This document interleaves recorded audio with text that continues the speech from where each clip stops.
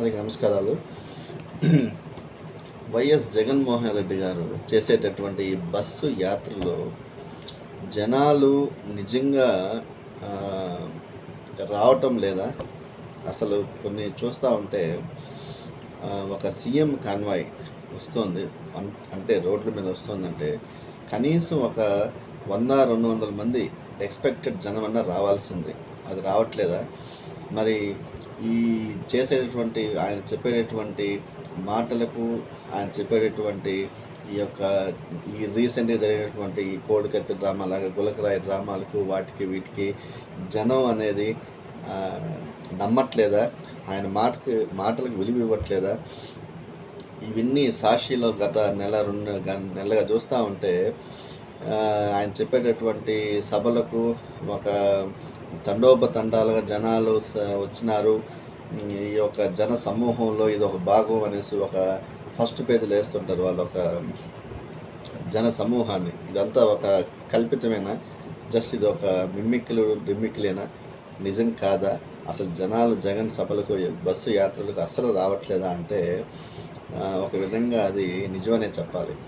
ఒక సీఎం గారు బస్సు యాత్రలో చేస్తూ అధికార పార్టీలో ఉండి ఆయన చేసేటువంటి బస్సు యాత్రకి కనీసం వచ్చేటువంటి రోడ్లలో రహదారిలో కూడా 100-200 మంది కూడా లేకుండా కేవలం రీసెంట్గా ఒక పోస్టర్ చూసిన ఎక్కడో నక్కపల్లి మండలం ఏదో ఉద్దండుపాలెం గ్రామం అనుకుంటా, ఆ రహదారిలో పోతూ ఉండటంలో ఒక పోస్ట్ చూస్తే దాంట్లో ఒకే ఒక మనిషి పక్కన నిల్చుకుంటే బస్సులో పోతున్నటువంటి జగన్మోహన్ రెడ్డి గారు ఓన్లీ నమస్కారం చేయడం అనేది జరుగుతూ ఉంది.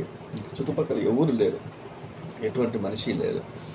సో ఇది ఈ ఒక్క సంఘటనే కాదు, వేరే డిఫరెంట్ ఏరియాస్లో కూడా జనాలు అనేవాళ్ళు పట్టుగా ఒక 10-15 మంది లేకుండా ఉండడం అనేది చాలా ఆశ్చర్యకరం.